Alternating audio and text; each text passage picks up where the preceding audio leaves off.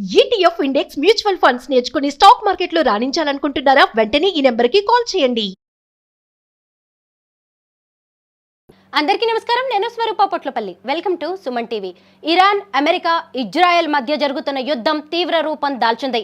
యుద్ధం కారణంగా ప్రపంచంలోనే అతిపెద్దదైన రద్దీగా ఉండే దుబాయ్ విమానాశ్రయాన్ని కూడా మూసివేయడం అనేది జరిగింది. గల్ఫ్ దేశాల్లో చిక్కుకున్న తెలుగు వారిని తీసుకువచ్చేందుకు ఏపీ ప్రభుత్వం కేంద్ర ప్రభుత్వంతో సమన్వయం చేసుకుంటూ చర్యలు తీసుకుంటోంది.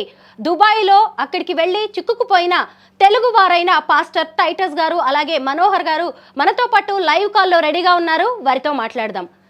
నమస్తే టైటస్ గారు. నమస్తే మేడం. నమస్తే అండి. మీరు దుబాయ్ ఎప్పుడు వెళ్ళారు, ఎందుకు వెళ్ళారండి? మేము దుబాయ్ ఒక ఫిబ్రవరి నెల 23వ తారీఖున మేము ఇక్కడికి ఎంటర్ అయ్యాము. ఎంటర్ అయ్యి ఇక్కడ టూరిస్ట్గా వచ్చాము. తర్వాత చిన్న క్రిస్టియన్ కాన్ఫరెన్స్ ఉంటే అక్కడ కూడా పాల్గొని మా యొక్క షెడ్యూల్ అంతా ముగించుకొని 28th ఆఫ్టర్నూన్ షార్జా ఎయిర్పోర్ట్ దగ్గరికి వచ్చినప్పుడు ఇంకా వెంటనే ఫ్లైట్స్ అన్ని క్యాన్సిల్ అయిపోయి వార్ జరుగుతుంది, మీరు గో బ్యాక్ వెనక్కి వెళ్ళిపోండి అని చెప్పినప్పుడు మేము చాలా ప్యానిక్ అయిపోయి చాలా టెన్షన్ అయిపోయి, ఏంటి ఒక గంటలో ఇండియా వెళ్ళిపోతాం, మా ఫ్యామిలీని మా యొక్క ఫ్రెండ్స్ని మేము కలుస్తాము, ఆనందంగా ఉన్న సమయంలో ఏంటి ఇలా జరిగిందని ఒక్కసారి మేము షాక్ గురైపోయి మాతో ఉన్న టీం అందరూ కూడా చాలా భయభ్రాంతులు అయిపోయాం.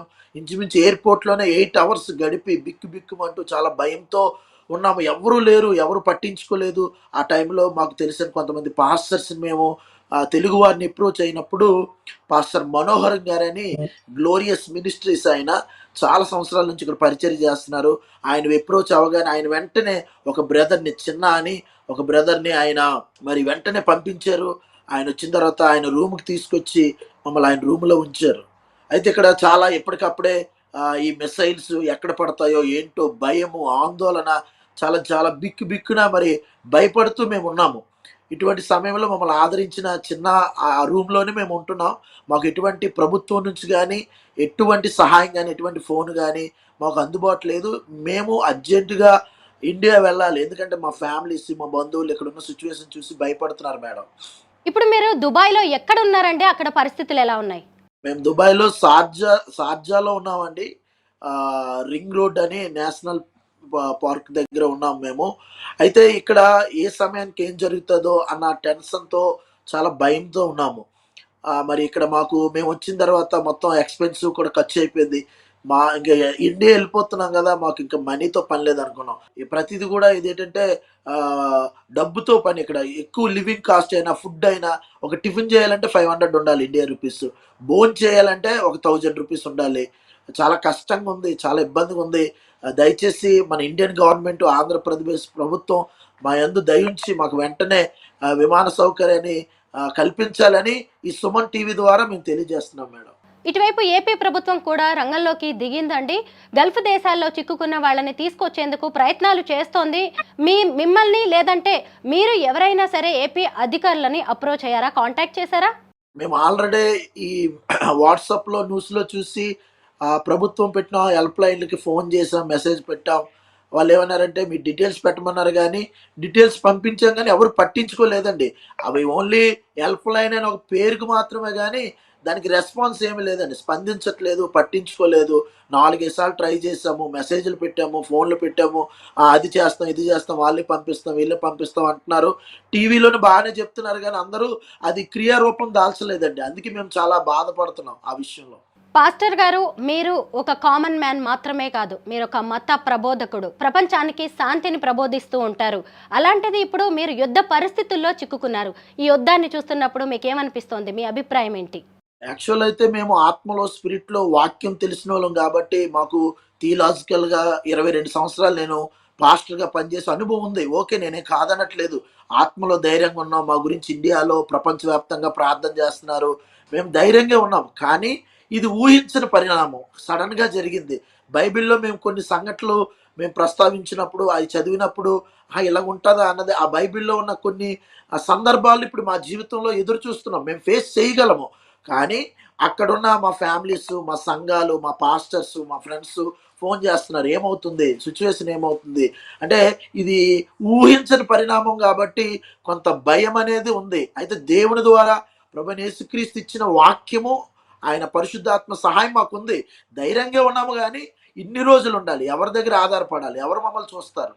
అది ఒక ప్రశ్న అయిపోయింది మా జీవితంలో. మీరు మళ్ళీ ఏపీకి వచ్చే అవకాశాలు ఎప్పుడు ఉండొచ్చు? మీరేం అంచనా వేస్తున్నారు అక్కడి పరిస్థితులను బట్టి? యాక్చువల్ అయితే విమాన సౌకర్యాలు జరుగుతున్నాయని చెప్తున్నారు గానీ, ఆ సైట్‌లోకెళ్ళి మేము ఎంక్వైరీ చేసినప్పుడు దాని ప్రైస్ ఇయన్నీ చూస్తే 2,00,000 1,5,00,000 1,00,000 పైన ఉంటుంది టికెట్. మరి మాలాంటి వాళ్ళు ఆ రేంజ్‌లో టికెట్స్ అందుకొని అక్కడికి వెళ్ళాలంటే చాలా కష్టం. రెండోది వాళ్ళేం చెప్తున్నారు, ఈ ఫ్లైట్ క్యాన్సిల్ అయితే నాన్ రిఫండబుల్. ఒకవేళ డబ్బులు మీకు తిరిగి రావు. ఒకవేళ చేసుకున్నా మేము చెప్పలేమని ఇక్కడికున్న కొంతమంది ఏజెంట్స్ చెప్తున్నారు. ఇది చాలా భయంకరమైన పరిస్థితి. ఇటువంటి టైంలో కూడా డబ్బు సంపాదించే ఆలోచన అనేది రావడం అనేది చాలా భయానకమైన, దానంత దరిద్రమైన ఆలోచన లేదని నా యొక్క అభిప్రాయం. యుద్ధం గురించి మనం వార్తలు వింటూ ఉంటాం, పుస్తకాల్లో చదువుతూ ఉంటాం. కానీ ఇప్పుడు యుద్ధాన్ని మీరు కళ్ళారా చూస్తూ ఉన్నారు. అక్కడ పరిస్థితుల్ని చూస్తుంటే ఏమనిపిస్తోంది? మా మీద కొంచెం వెళ్ళడం దగ్గరలోనే పడ్డాయి. అవి విజువల్స్ కూడా కొంతమంది తీశారు. అవి మా దగ్గర కూడా ఉన్నాయి. అవి చూసినప్పుడు మాకు చాలా భయమేసింది. వెంటనే మోకరించి ప్రార్థన చేయడం. మేము దేవునితో మరి కన్నీరు కార్చి ప్రార్థన చేస్తున్నాం. కానీ ఆ దృశ్యాలు చూసినప్పుడు మాత్రం మాకు చాలా భయమేస్తుంది. చాలా మా ఫ్యామిలీస్ వాళ్ళు ఏడుచుకొని ఫోన్ చేయడం. మా ఫ్రెండ్స్ చాలా మా మా మా పిల్లలు చాలామంది వాళ్ళు ఏడుచుకొని ఫోన్ చేసినప్పుడు మేము ఇంకా పానిక్ అయిపోతున్నాం మేడం. దయచేసి సుమన్ టీవీ ద్వారా మీ ద్వారా మేము తెలియజేసేది ఏంటంటే, మా టీమే కాదు చాలామంది ఉన్నారు ఇండియన్స్. దయచేసి మోడీ ప్రభుత్వం అలాగే ఇండియా, మన ఆంధ్రప్రదేశ్ చంద్రబాబు నాయుడు గారు కూడా మా యందు దయించి మమ్మల్ని వెంటనే ఇండియాకి తీసుకొని రావాలని ఈ సుమన్ టీవీ ద్వారా మీకు తెలియజేస్తున్నాను మేడం మరొకసారి. మీతో పాటు ఇంకా ఎవరైనా తెలుగు వాళ్ళు అక్కడ ఉన్నారా అండి? మాతో పాటు అంటే ఒకేసారి 10 మందిని ఒక ఇంట్లో పెట్టాలి, ఒకళ్ళ దగ్గర పెట్టాలంటే భారమని ఇద్దరిద్దరము ఒక్కొక్క పాస్టర్ గారి దగ్గర, ఒక్కొక్క ఫ్రెండ్స్ దగ్గర మేము జాయిన్ అయ్యాము. నాతో పాటు పాస్టర్ మనోహర్ గారు కూడా నాతోటి ఉన్నారండి. గుంటి మనోహర్ పాల్. మీకు ఫుడ్‌కి, అకామిడేషన్‌కి అయితే అక్కడ ఇబ్బంది లేదు కదా? ఇబ్బంది లేదు అంటే మేము వాళ్ళని ఆశ్రయించాం. వాళ్ళకి ఇబ్బందే కదండీ! వాళ్ళు ఇక్కడ కష్టపడడానికి వచ్చారు. వాళ్ళు ఎన్ని రోజులు పోషిస్తారు? మా దగ్గర కూడా మనీ ఉంది. టిఫిన్ చేయగలము. భోజనానికి సరిపోదు.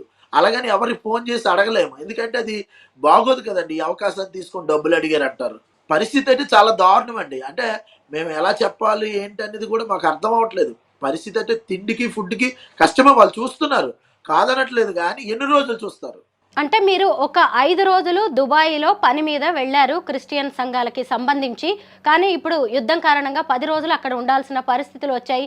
తీసుకెళ్లిన డబ్బులు కూడా అయిపోయాయి. ఇప్పుడు మీ పరిస్థితులు ఏమీ బాలేవు. మీరు ఏం చెప్పాలనుకుంటున్నారు కేంద్ర ప్రభుత్వానికి గానీ, లేదంటే ఏపీ ప్రభుత్వానికి?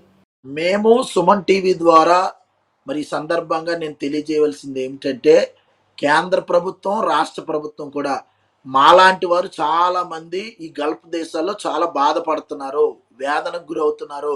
కొంతమందికి ఫీవరు, కొంతమందికి చాలా మరి వ్యాధులతో కూడా వాళ్ళు టెన్షన్ అయిపోయి చాలా ఇబ్బంది పడుతున్నారు. ఇలాంటి వారిని మీరు గుర్తించి ఖచ్చితంగా మరి త్వరగా ఇండియాకి మమ్మల్ని మీరు తీసుకువెళ్ళాలని సుమన్ టీవీ ద్వారా మరీ నేను తెలియజేస్తున్నాను. ఈ టైంలో కుల, మత, రాజకీయాలు కాకుండా మానవత్వ దృక్పథంతో ఒక మంచి మనసుతో అటు మోడీ ప్రభుత్వం అయినా, ఇటు చంద్రబాబు నాయుడు గారి ప్రభుత్వం అయినా మా యందు దయించి మా ప్రార్థనలు దేవుడు వింటున్నాడు. ఆ ప్రార్థనలకు మీ ద్వారా దేవుడు కార్యం చేయబోతున్నాడని మేము నమ్ముతున్నాం.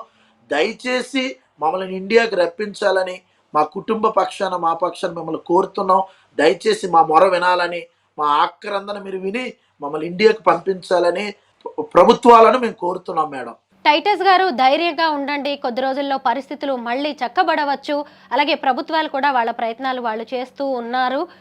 త్వరలోనే యుద్ధం కూడా తగ్గొచ్చు. అన్నీ కూడా బాగయ్యే పరిస్థితులు వస్తాయి.